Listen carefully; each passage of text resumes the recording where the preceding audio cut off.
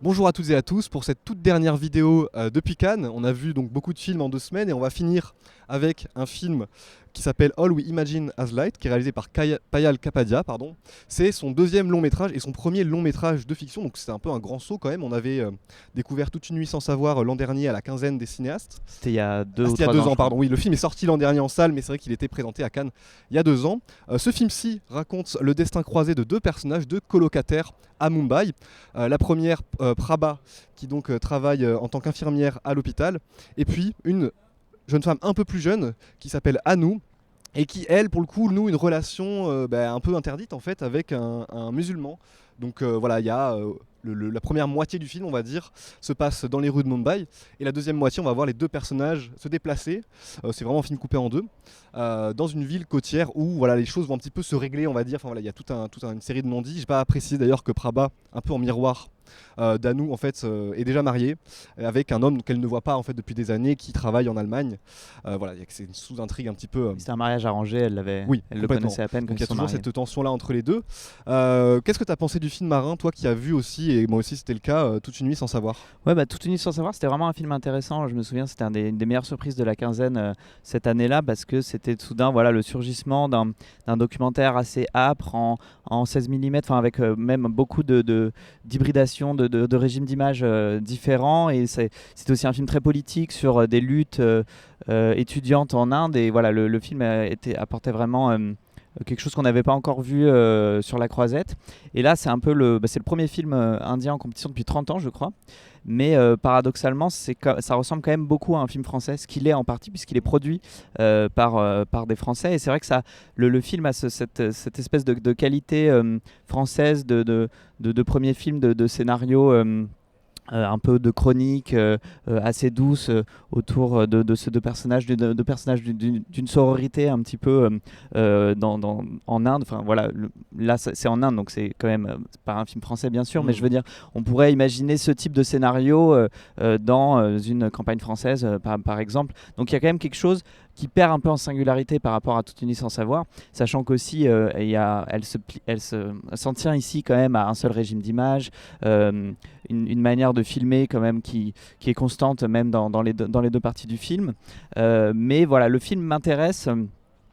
Donc un peu moins que le précédent, mais je le trouve quand même assez beau. Il y a quand même une photographie qui est très léchée, très contrastée. Il y a une manière de filmer comme ça dans la première partie à Mumbai, des scènes de la ville un peu en arrière-plan, de façon assez documentaire, avec voilà, comme toujours énormément de figurants. Et quand elle arrive comme ça à conjuguer un peu le spleen de son personnage principal, donc Prabha, qui est quand même un personnage de jeune femme assez, comment dire, souvent muette, assez mélancolique aussi, qui renferme beaucoup ses émotions, voilà exactement. Dans son travail, ouais. Quand elle arrive à allier ça avec justement la part un peu brute, documentaire, comme lors d'un plan dont on a parlé tout à l'heure. Un plan où elle est à sa fenêtre elle lit un poème qu'il a écrit l'un de ses collègues. Exactement, et là il y a un léger surcadrage, et dans l'arrière-plan on voit un métro de Mumbai passer. D'ailleurs il y a beaucoup de métros, beaucoup de transports en commun. Là comme ça il y a une alliance qui fonctionne, mais ailleurs je dois dire que je suis un peu déçu par beaucoup de scènes de dialogue un peu toujours filmées de la même manière, en caméra épaule, assez proche des visages. J'ai l'impression que Payal Kapadia est quand même une meilleure styliste, une meilleure metteuse en scène quand elle s'éloigne un peu de ça pour capter justement quelque chose qui serait plus documentaire et aussi plus comment dire, plus cadré, plus pictural. Ouais, je pense je te rejoins complètement. En fait, on a perdu l'hybridité qui faisait justement un petit peu la beauté aussi de Toute une nuit sans savoir. Toute une nuit sans savoir, c'était un film en fait qui racontait aussi quelque chose d'assez simple, c'est-à-dire que c'était une question de mettre en lumière quelque chose, quoi. Voilà, des choses qu'on regarde dans l'obscurité. Voilà, le titre du film évoque ça. Donc il y avait il y avait des plans sur des feux d'artifice, voilà, des plans de manifestation, des archives, une archive notamment d'un raid policier dans une université qui était assez saisissante, dans un plan très long. Là, c'est des images qu'on voit très rarement là pour le coup. Là, j'ai eu un peu l'impression inverse quand même, c'est-à-dire que le titre du film évoque encore la lumière, mais il y a quelque chose comme ça de l'ordre de déjà vu en fait dans cette exposition là, de ce décor là et de cette intrigue là.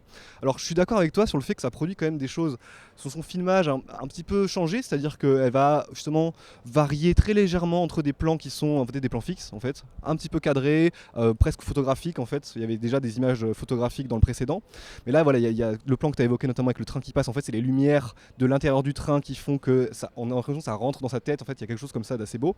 Euh, voilà, le film est jamais meilleur que quand il filme un peu la ville, les lumières de la ville, parce qu'à un moment il y a une espèce de fête en fait populaire, on sait pas trop ce qui se passe à la fin de la première partie, juste avant que les deux personnages s'en aillent près de la mer, où on a là pour le coup du surgissement documentaire, c'est-à-dire que tu parlais de figurant, mais c'est marrant, c'est un peu l'inverse, du coup c'est vraiment le bouillonnement de la ville tel qu'il est. Le film s'ouvre comme ça d'ailleurs sur un long travelling où on voit vraiment un plan documentaire tout simplement, et tout ça c'est accroché à une fiction que je trouve hyper un peu trop bien écrite, quoi. Il y a quelque chose comme ça de l'ordre de les personnages qui se confrontent à un non-dit, à voilà, quelque chose qu'ils essaient de garder enfoui, pendant que voilà, un autre personnage, par exemple la plus jeune en fait, elle affirme davantage son désir voilà, de vouloir se marier par amour quelque part, et donc tout ça va se régler dans une forme de catharsis dans la deuxième partie, où on perd justement aussi le sel de ce qui faisait la mise en scène un peu urbaine de la première partie, qui moi je trouve est quand même un peu plus réussie, même s'il y a quelques scènes, peut-être on en reparlera juste après, dans la deuxième partie qui sont pas mal aussi. Oui, et après ce que j'aime bien, c'est que là, on parlait hier de Grand Tour et de comment le film était scindé en deux parties, mais que finalement on avait quand même, c'était pas des parties, il n'y avait pas vraiment de vertige à ce changement de partie, le film continuait à ressembler à ce qui ressemblait déjà, alors que là il y a quand même, c'est vraiment scindé même visuellement, je pense si on regarde une timeline de montage, il y a vraiment une partie noire et colorée de toutes les couleurs à gauche et une partie très lumineuse, très ensoleillée à droite. Là j'aime bien ce que ça produit quand même dans l'expérience en général du film. Après je disais que voilà, il y a un seul régime d'image, etc. Mais il y a quand même encore quelques résidus, résidus de petits éléments originaux. Il y a des textos qui apparaissent à l'écran et avec à chaque fois le vibreur au moment où ils apparaissent. Moi, c'est un effet que je trouve assez réussi, même si c'est pas la première fois qu'on voit ça. Il y a des voix off que je trouve assez belles pour le coup. Il y a même des personnages secondaires qui parfois ont droit à leur voix off qui sont assez douces comme ça. Dont l'amant notamment, voilà, qui parle une fois. Dont l'amant, voilà. Oui, tout à fait. Dont le poème qui est lu à un moment qui est assez beau de ce personnage. C'est un film très feutré en fait. Il y a beaucoup de personnages qui se chuchotent des choses assez gentilles. Il n'y a pas énormément de drame, ce qui est plutôt quelque chose que j'aime bien, mais il y a quand même une forme de logique un peu imparable quand même du scénario. Et ça, c'est marrant parce que finalement, ça ressemble un petit peu de très loin à des histoires bollywoodiennes de mariage impossible, enfin d'amour impossible, en fait, de mélodrame, sauf que évidemment ce sera jamais totalement résolu, contrairement à ce qu'on pourrait voir dans un film Bollywood. Oui, et alors j'ai parlé hier dans ma carte blanche du cinéma d'Evra Stakoul. Bon, je veux pas forcer non plus, j'y pense de toute façon tous les jours au moins de toute façon, mais là forcément dans cette structure en deux parties, avec d'un côté la ville, d'un côté la jungle, parce qu'en fait ils sont au bord de la mer, mais il y a aussi une partie très végétale, quoi, voilà, avec justement disons la ville qui est un lieu artificiel où on dit que les lumières sont des illusions en fait. En plus c'est le milieu médical, donc tout ça m'évoque beaucoup les films de Rastakoul, notamment Tropical Maladie. Et dans la deuxième partie on a voilà un film qui d'un coup va devenir un peu plus sensuel. Alors ça j'ai trouvé ça assez réussi pour le coup, enfin je m'attendais pas à voir ça dans le film. Et voilà je trouve que le film a des qualités à ce moment là, notamment des scènes un petit peu lumineuses de toucher où on va se concentrer vraiment sur la peau des personnages, sur la sueur, sur les poils, enfin voilà, d'un coup le film capte quelque chose que j'attendais pas du tout de Capadia et me faire penser voilà à la romance quand même qui était au cœur de Toute une nuit sans savoir, et qui pour le coup voilà, le film recèle comme ça des belles scènes, mais globalement me laisse un petit peu quand même un peu inerte malheureusement dans ce qu'il essaie d'accomplir. Ouais, en fait c'est un peu une légère déception par rapport à la promesse que constituait Toute une nuit sans savoir, et en même temps ça reste un des films les plus intéressants quand même qu'on a vu en compétition, enfin parmi les 5 ou 6 films un peu au-dessus du lot, même s'il reste encore 2 films qu'on va voir cet après-midi. Oui, merci Marin. Pour cette dernière vidéo, on va évidemment faire quelque chose d'un peu spécial pour la carte blanche, puisque vous allez voir, donc on va parler de nos films préférés. En tout cas, voilà, les rédacteurs qui sont encore présents, puisqu'il y a déjà des départs à ce stade du festival, vont évoquer chacun leur film favori. Juste avant de passer à ce petit segment, j'aimerais quand même remercier évidemment tous les commentaires qu'on a eu, tous les lecteurs, tous les spectateurs qui ont regardé les vidéos, qui sont allés sur le site. N'hésitez pas évidemment aussi à nous soutenir. Vous savez que Criticat est une association bénévole, donc tout le travail qu'on fait, on le fait gratuitement. Si vous voulez des vidéos encore l'année prochaine ou le reste de l'année, n'hésitez pas à avoir aller sur le lien qui est dans la description sur notre Hello Asso pour faire un don ponctuel ou régulier, c'est comme vous voulez. Et puis je remercie évidemment Bastien qui est derrière la caméra là que vous voyez pas, mais qui a fait toutes les vidéos, qui les a montées. Sans lui on n'aurait pas eu cette émission cette année. Et puis je remercie évidemment aussi tout le reste de l'équipe de Criticat. Voilà, vous n'avez pas pu tous les voir parce qu'on n'a pas tous accès aux projections en temps et en heure. Enfin voilà, on s'organise comme on peut, donc il y a beaucoup plus de visages derrière ça que nous trois en fait finalement. Mais voilà, on pense à eux, on les remercie beaucoup et à très bientôt.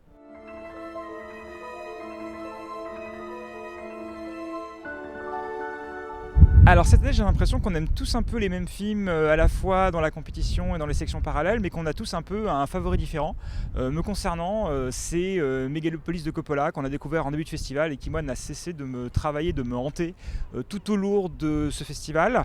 Et moi ce qui me frappe surtout dans ce film-là en particulier, j'ai l'impression que sa folie, son côté très étrange, hybride, composite, un peu fou par moments, a déteint sur plein de films de la compétition. Et on a vu notamment par exemple André Arnold ou Jacques Audiard s'aventurer à des triptyques.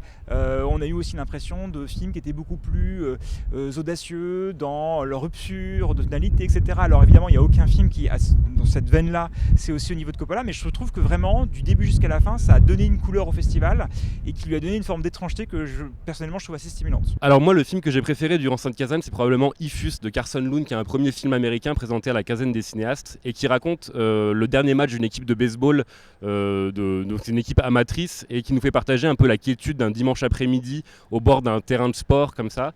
Et c'est un film de sport vraiment brillant parce que c'est un des rares que j'ai vu qui arrive à vraiment placer au centre de son dispositif la question du jeu, des règles et cette question un peu de la déraison, de l'amour de ces gens pour le sport. Et voilà, moi c'est un film qui m'a énormément ému. Moi, mon film préféré de ce festival, c'est sans doute Miséricorde d'Alain Guiraudy, qui est, à mon sens, son meilleur film depuis L'Inconnu du lac. Et c'est un film, il y a beaucoup de points communs avec ce film aussi, puisque il repose sur un lieu unique, à l'intérieur duquel il va y avoir toute une circulation des désirs et de la mort. Et tout ça avec un sens de l'humour typiquement guiraudien. Et notamment qui s'incarne avec un personnage que je trouve vraiment magnifique, qui est le personnage d'un prêtre, qui a plein de surgissements comme ça, vraiment très beau et très émouvant. Alors j'ai aimé plusieurs films au festival bien sûr, mais c'est vrai que pour moi c'était un peu un Cannes endeuillé avec deux films que je retiens particulièrement, qui sont les films posthumes de Jean-Luc Godard et de Sophie Fillière. Donc dans le premier cas, Scénario, le court-métrage présenté à Cannes Classique, est comme une post-scriptum au livre d'images, où on retrouve le goût du montage d'archives de Godard et où il a une dernière apparition filmée la veille de sa mort, dont Corentin vous avait parlé dans une carte blanche, et de l'autre Ma vie ma gueule de Sophie Fillière, qui faisait l'ouverture de la quinzaine des cinéastes et qui est une comédie dépressive et loufoque, comme Fillière en avait le secret. Et voilà, ces deux films qui ont été faits dans l'urgence de la mort quelque part. Les deux cinéastes savaient qu'ils allaient mourir peu après, et les deux films ont été montés en leur absence avec des instructions qu'ils avaient laissées. Alors le film que je vais retenir cette année, moi, de Cannes, c'est The Substance de Coralie Farja, donc ce deuxième long métrage de cette cinéaste française qui avait réalisé Revenge. Pour moi, ça a été vraiment une découverte, Coralie Farja, cette année, parce que j'ai rattrapé Revenge juste avant de partir à Cannes, et j'ai vraiment adoré. Et là, ça s'est confirmé par un film assez fou de body horror, donc, dont on a parlé dans une vidéo précédente. C'est un film vraiment qui n'a pas peur du ridicule, qui n'a pas peur de la vulgarité, qui va au bout des choses, qui va au bout des idées, et qui est décomplexé en fait. Vraiment, c'est ça qui fait du bien aussi par rapport à des films qui sont souvent sur la retenue, ou en tout cas sur le côté bon goût, bon sens. Enfin, voilà, il y a quelque chose comme ça chez elle de très ludique, et je me suis beaucoup retrouvé dans ce genre de film. Ça a été un vrai rafraîchissement pour moi ici de le voir à Cannes, et c'est quelque chose, voilà, que je vais retenir pendant un moment.